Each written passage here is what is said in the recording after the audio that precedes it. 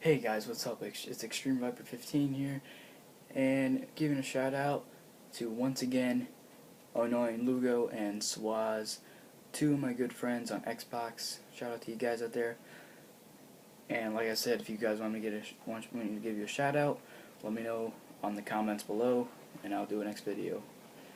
But I just finished watching Monday Night Raw, and it's a really good show, except for the main event, but we'll talk about that. So this is my review for Monday Night Raw, October 13th, 2014. Hope you guys enjoy it. So we kick off the show with Dean Ambrose and John Cena. Now, Dean Ambrose was saying, before John Cena came out, Dean Ambrose was saying that he thinks he's going to beat Cena at Hell in a Cell and get his hands on Seth Rollins later in the night. He was saying he was going to beat him senseless, and he's going to beat him real bad, and say he promised Seth Rollins he wasn't going to ever remember the name Dean Ambrose ever again, or something like that. And then Cena came out, and then Cena gave Ambrose a piece of advice. He said, "This is the biggest match of your career, and I'm going to bring it at Hell in a Cell." So that's the piece of advice that Cena gave Ambrose, and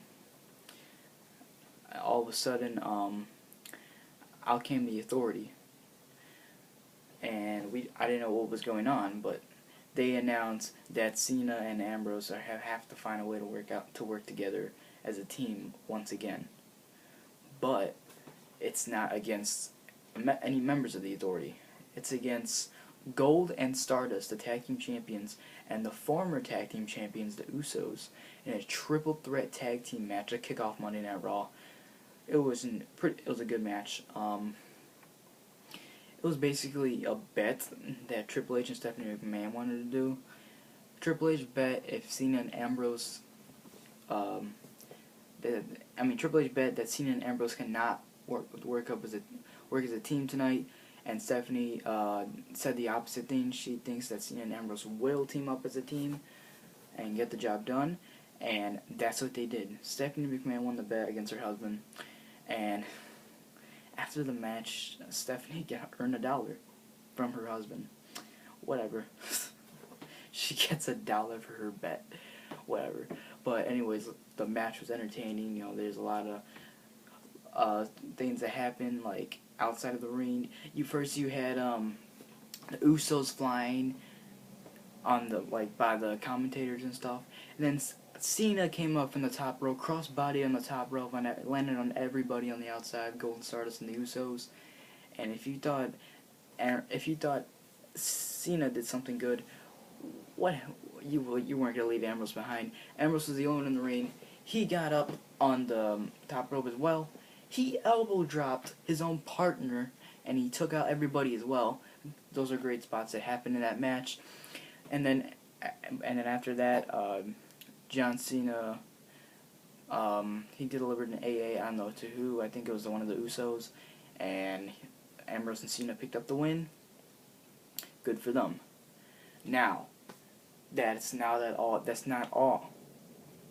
not everything that happened, because after the match, well, I'm getting a little ahead of myself. After the match, that's where Triple H lost the bet and gave Stephanie McMahon $1. But anyways, that's not the important part. The important part was that the Authority made a huge announcement for the main event tonight. They said that Cena and Ambrose don't want to wait until Hell in a Cell for another 2 weeks. And nobody wants to wait for another 2 weeks for them to fight and just beat the holy crap out of each other. Nobody wants to wait another 2 weeks for that. So, we got a wish. The Authority announced the Authority announced that Cena and Ambrose will indeed have their match tonight in the main event, the no holds barred contract on a pole match. It indeed is happening in the main event, and that's what happened. Hell in a Cell came early, but they had a little twist to this. You see, Randy Orton, the Viper, he wanted to get involved in this. in this situation with Seth Rollins and Cena and Ambrose. So this is kind of something that you guys have been thinking of, or everybody's been predicting of. The winner of this match between Cena and Ambrose gets to fight Seth Rollins inside the Hell in a Cell at the main event in 2 weeks. But the twist is, whoever loses the match gets to fight Randy Orton on the same night inside Hell in a Cell. So you get 2 Hell in a Cell matches at Hell in a Cell. So, as what they call it, a double main event. So that's gonna be good. But let's get off to the next part of the show. So our next match was AJ Lee and mystery partner against Paige and Alicia Fox once again. Emma didn't work out so well last week. So this time AJ picked Layla because she's like, I don't like anybody on this on the Divas roster, but you're the one I like the least, Layla. So they teamed up and stuff, and apparently Layla turned her back on AJ when AJ was going for a tag. Layla turned her back on her. AJ won the match with the Shining Wizard, and it was basically like a handicap match, sort of, because Layla didn't even get involved in the match. So it was basically a 2-on-1 handicap match. After Layla left, AJ wasn't done. After she won the match, she went straight up. Layla was trying to run away. AJ caught her, slammed her face into the steel and the ramp, brought her back, threw her into the barricade twice, and that was it for that. And AJ walked away with the last laugh, so good for her. And then our next match, Randy Orton versus Dolph Ziggler, the show-off versus the Viper. The reason why this match happened was because Orton was talking trash about the Intercontinental Champion himself, Dolph Ziggler.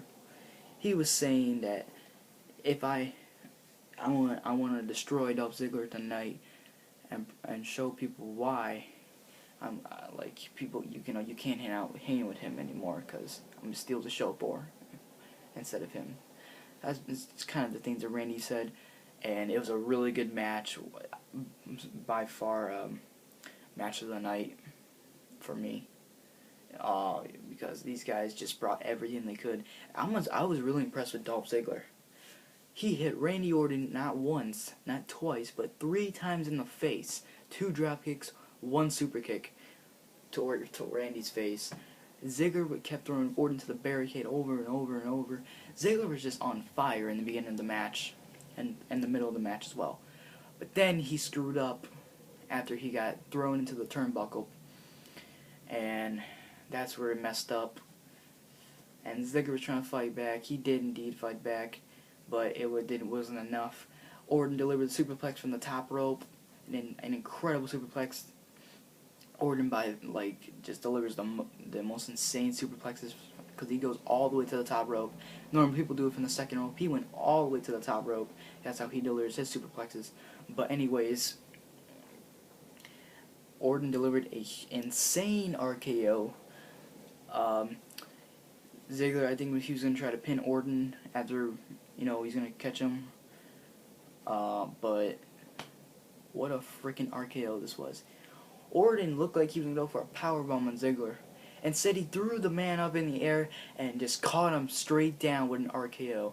He literally just tossed him in the air. He tossed Ziggler in the air. After he looked like he was going to go for a powerbomb, he tossed Ziggler in the air, and he just dropped him with an RKO. Insane. What an incredible match that was. It was the match of the night. But, that was a good match. Really good, just a lot of intensity that happened in the match. And Ziggler was impressive tonight because usually when he fights Randy Orton, he gets, the holy hell beaten out of him. But he brought the fight to Orton tonight. But after he got thrown in the post, that's where he messed up. But he just,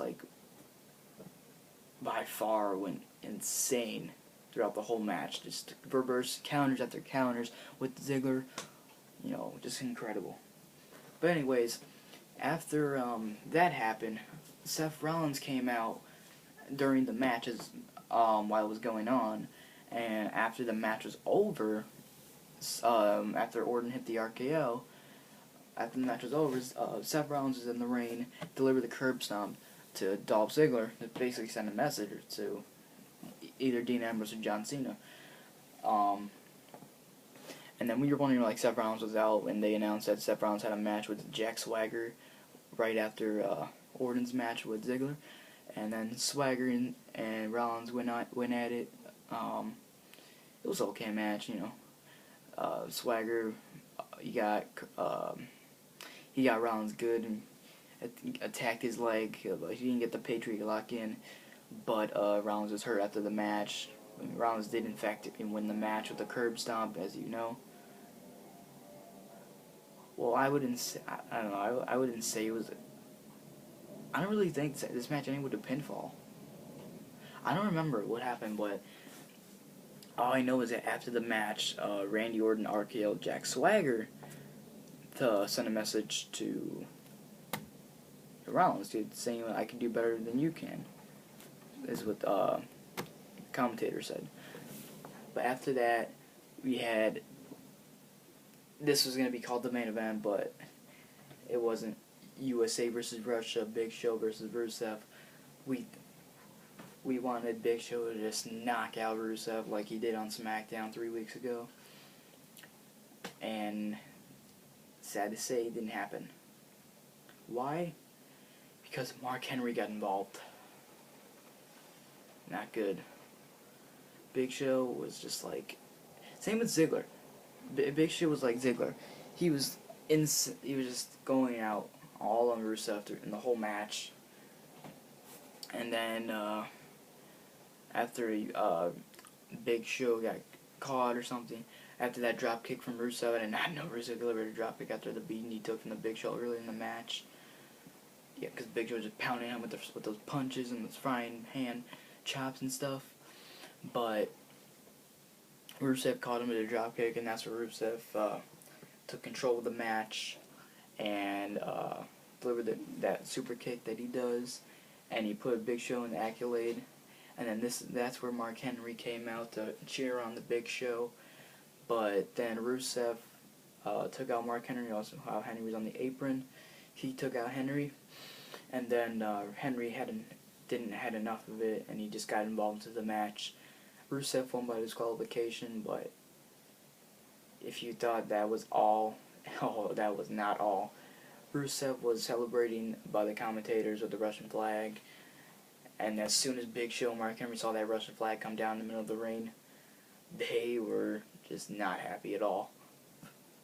They went outside, they cornered Rusev on both sides of the ring, and Rusev was trapped, and so he was gonna try to fight both of them. Rusev went after Mark Henry first, a couple shots, and he took just a couple of shots to the chest and stuff like that. But then as he turned around, boom, just got knocked out by the Big Show once again. So good for the Big Show. But if Mark Henry didn't get involved, I do think that Big Show would have won that match, because there's no way that Big Show could tap out to the accolade like that, because Rusev just barely had it on. Big Show is like this. Like, he barely had it on. But anyways, Big Show knocked out Rusev, so good for him. But Mark Henry shouldn't have get involved in that match. I mean, he did get involved, but I wish he didn't cost Big Show to lose the match again. I don't know what's gonna happen now. Is it gonna be can you at least put Big Show and Rusev in a steel cage now so nobody gets involved? This is my prediction, because every time USA tries to stand up to Russia, there's always somebody getting involved at the end of the match. But yeah. And then next match we had the Sheamus fighting the Miz once again, because of what happened last week after Miz won by, I think, disqualification with Sandow. And then Damien Mizdow just cracks me up. He just copies everything the Miz does. That's why he's called the stunt double. He copies everything the Miz does. He copies his entrance, and then while Miz is in the match, he'll copy whatever the Miz is doing. If he gets hit, he'll pretend to hit him to be hit. or feel the same effects that the Miz does. It's so funny. Just the Mizdow just cracks me up. So I really hope he stays with that gimmick because like that is so funny, and I'm surprised how people really like Mizdow better than Sandow, because I do think that's a better gimmick for Sandow. He's just dressing up in these random outfits every week. You know, that wasn't as funny as that was. You know, him looking like an idiot every week. It was good that he finally found a new gimmick, copying the Miz. So that's pretty funny. But at the end of the match, bro kick to Mizdow after he tried to get involved during the match on the outside, and Miz was just trying to escape from Sheamus. Miz went under the ring, and he got Sheamus confused because they both went under the ring. Mizdow and the Miz, they both went under the ring, and that confused Sheamus because he didn't know which one was which until he pulled out, and that was Mizdow, and Miz was on the other side. And then bro kicked to Mizdow, took out Mizdow. As soon as Sheamus tried to get back in the ring, Miz was already back in the ring, and that was it. Sheamus losing again to the Miz, this time by count out. But that was the end of that. Our next match was Brie Bella and teaming up with Naomi and Natalya, taking on Nikki Bella, Summer Rae, and Cameron from the Total Divas. All these girls from Total Divas. And then he had a special guest star, Nene Lakers. I don't know her name, but whatever. I don't really care. But anyways, Brie stood up finally, got her hands on Nikki, drove her with the face buster, won the match, and just stood up to Nikki finally. Good for her. But that was the end of that. Now let's get to the main event. We had Dean Ambrose going one-on-one with John Cena. This was supposed to be the main event at one of the main events at Hell in a Cell. But it sounded like the Triple H and Stephanie McMahon did not want to wait. And also sounded like that Ambrose and Cena did not want to wait. So they got their hands on each other. Hell in a Cell early. Dean Ambrose, John Cena, no holds barred contract on a pole match. Whoever gets the contract from the pole gets to fight Rollins at Hell in a Cell. Whoever loses gets to fight Randy Orton at the Hell in a Cell. So Ambrose delivered a suplex on the ramp, but it kind of got confusing because the Authority was on all the members of the Authority were on the ringside by the commentators, and they're all laughing at Ambrose and Cena because they're like, why doesn't Ambrose or Cena just go for the contract? Why do they have to go all the way up to the ramp and just beat each other up? And what's the point of that? But you guys do know that Dean Ambrose is unstable. So yeah. But anyways, Dean Ambrose wins. He outsmarted Cena, and he pulled the contract right down in Cena's face. In front of Cena's face. Cena was disappointed, but Cena gets his hands on it. Randy Orton Hell in a Cell, and Ambrose finally gets his hands on the Seth Rollins Hell in a Cell. So good for Ambrose, good for Cena. Hope you guys win the match, both of you. Rooting for both of you. Other way around, I wouldn't care if it was the other way around. Still rooting for both of them. Anyways, guys, I hope you guys enjoyed this review from Monday Night Raw, October 13th, 2014. I'm out.